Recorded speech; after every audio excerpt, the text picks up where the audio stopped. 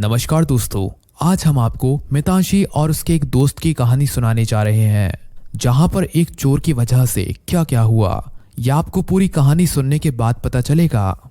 एक म्यूजियम है और वहां का एक मैनेजर है जिसका नाम रुद्रा है। वह देखता है कि एक दिन उसके म्यूजियम से एक बहुत कीमती हार चोरी हो चुका है, जिसके बाद वह तुरंत ही डिटेक्टिव मितांशी को बुलाता है, जो कि इस तरीके के केस को अच्छे तरीके से सुलझा देती है। और मितांशी के साथ उसकी एक दोस्त भी है जिसका नाम काव्या है। मैनेजर मितांशी को बताता है कि वह लाखों रुपए का हार था। बहुत टाइट सिक्योरिटी होने के बावजूद भी वह हार चोरी हो गया। मितांशी म्यूजियम में आने वाले लोगों की और जाने वाले लोगों की सीसीटीवी फुटेजेस को ध्यान से देखती है। 2 फुटेजेस पे उसको डाउट आता है, एक आने का और एक जाने का फुटेज।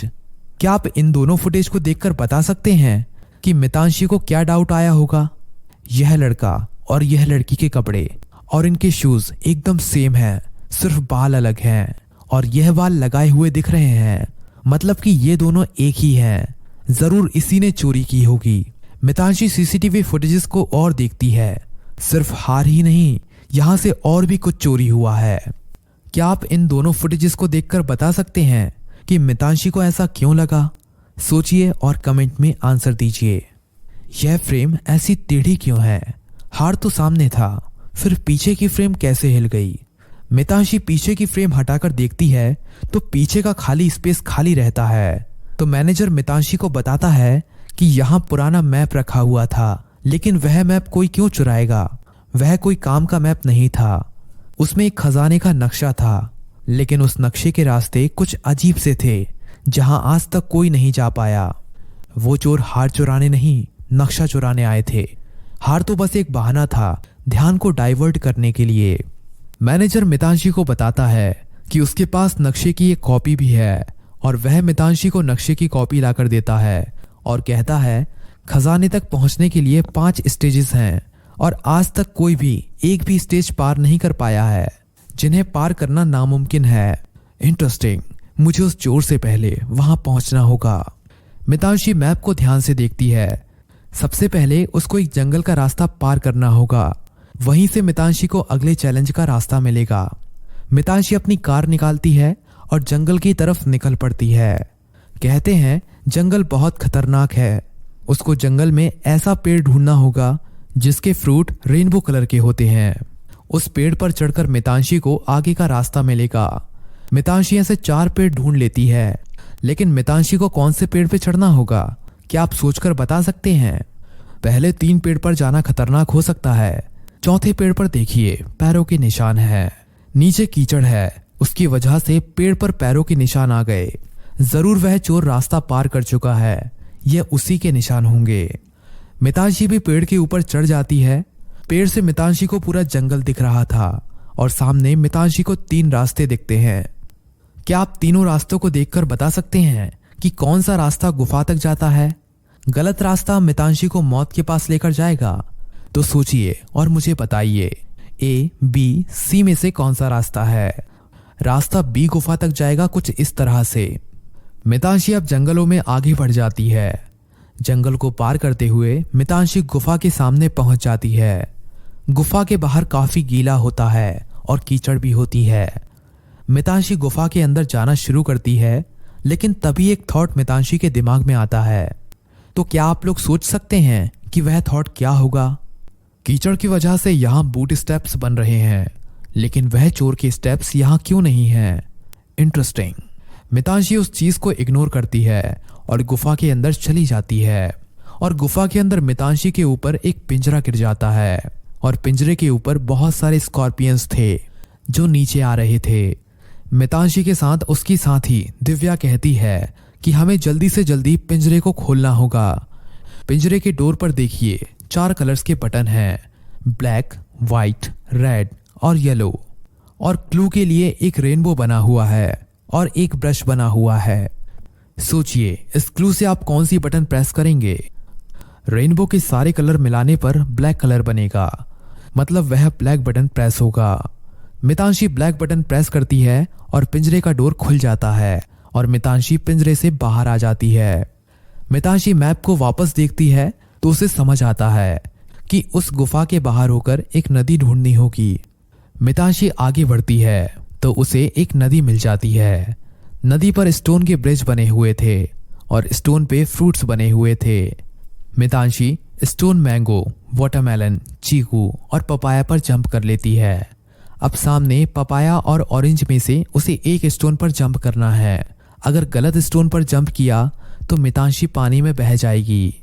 तो सोचिए आप लोग किस स्टोन पर मितांशी को जंप करना चाहिए। सारे फ्रूट्स बीच वाले हैं, सिर्फ बनाना नहीं है। मतलब मितांशी को ऑरेंज पर जंप करना चाहिए। मितांशी ऑरेंज पर जंप करती है और नदी पार करके आगे बढ़ जाती है। आगे मितांशी को बड़ी बड़ी चट्टानें दिख रही थीं।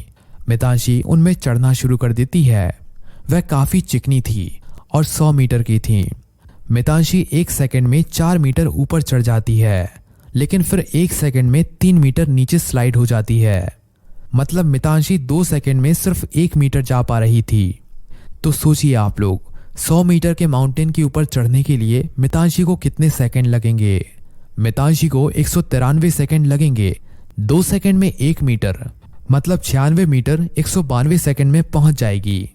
अगले 1 सेकंड में जब मितांशी 4 मीटर चढ़ेगी तो वह माउंटेन क्रॉस कर जाएगी, तो स्लाइड नहीं करेगा। मितांशी ऊपर पहुंचती है तो देखती है कि अंदर जाने के लिए 2 गुफाएं बनी हुई हैं। एक गुफा खुली है और दूसरी गुफा के अंदर बड़ा सा दरवाजा है। क्या आप बता सकते हैं कौन सी गुफा सही हो सकती है? सीधी बात है, जहां खजाना है वहां गुफा खुली नहीं रह सकती। मतलब राइट वाली गुफा सही है, लेकिन फिर भी मितांशी लेफ्ट वाली गुफा के अंदर चली जाती है। ऐसा क्यों? क्या आप सोचकर बता सकते हैं? वह चोर इतना डिफिकल्ट मैप कभी क्रॉस नहीं कर सकता था और गुफा के सामने उसके बूट स्टेप्स नहीं थे, लेकिन पेड़ पर थे। मतलब पहले वो मेरे आगे था, लेकिन बाद में वो मेरे पीछे था। वह मेरे साथ गेम खेल रहा है जिससे मैं खजाने तक पहुंचूं और वह खजाने को लूट ले। इसीलिए मितांशी गलत गुफा के अंदर चली जाती है। अंदर बहुत सारा खजाना होता है। इंटरेस्टिंग, ये जरूर नकली खजाना होगा। इतने में चोर पीछे से आता है और मितांशी और उसकी साथी दिव्या को एक डंडा मारकर बेहोश कर देता है और सारा खजाना उठाने के लिए खजाने के पास पहुंच जाता है। लेकिन तभी उसके ऊपर एक पिंजरा गिरता है और वह उसमें कैद हो जाता है और पिंजरे के आजू बाजू में आग लग जाती है। यह खजाना पाना इतना आसान नहीं है। मितांशी उस गुफा से बाहर आती है और सही गुफा के अंदर चली जाती है। मितांशी को एक बहुत बड़ा दरवाजा रोकता है। दरवाजा एक कोड से लॉक्ड है और गुफा की दीवारों में कोड को खोलने के लिए कुछ हिंट दिए हुए हैं। क्या आप इनको देखकर बता सकते हैं कि डोर को खोलने के लिए क्या कोड होगा?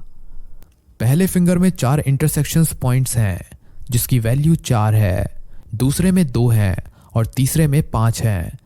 तो फिगर वाले में 5 इंटरसेक्शंस पॉइंट्स बन रहे हैं, तो कोड हो जाएगा 5। मितांशी कोड 5 प्रेस करती है तो डोर खुल जाता है और अंदर मितांशी को बहुत सारा खजाना मिलता है। मितांशी हेलीकॉप्टर से पुलिस को वहां पर बुला लेती है और सारा खजाना लोगों की मदद के लिए भिजवा देती है। मितांशी वापस फिर अलग गुफा में जाती है, लेकिन वहां चोर नहीं रहता है और खजाना भी गायब होता है। इंटरेस्टिंग, मतलब चोर अभी भी नहीं समझा कि यह नकली खजाना है। हमने उस नकली खजाने में ट्रैकर फेंक दिया था। अब यह चोर का बॉस कौन है पता चल जाएगा। मितांशी नकली खजाने को ट्रैक करता हुआ एक पुराने से घर के सामने आ जाता है। यहाँ उसे खजाने के साथ म्यूजियम का मैनेजर ही मिलता है। मुझे पहले ही समझ आ गया था कि यह तुम्हारा प्लान है। वह मैप दीवार के पीछे कैसे छुपा हुआ था, यह किसी को कैसे पता हो सकता है? और कोई असली नक्शे की कॉपी क्यों बनाएगा और मुझे क्यों देगा? तुम चाहते थे कि मैं वहां पर पहले पहुंचूं और खजाना लूट लूं, लेकिन तुम्हारा प्लान फ्लॉप हो गया। मितांशी उसे पकड़ लेती है और केस यहीं पर सॉल्व हो जाता है। तो दोस्तों, कैसी लगी आपको आज की हमारी ये इंटरेस्टिंग कहानी? हमें कमेंट में ज़रूर बताएं और ऐसी वीडियोस को पाने के लिए हमारे चैनल को सब्सक्राइब भी ज़रूर करें। धन्यवाद।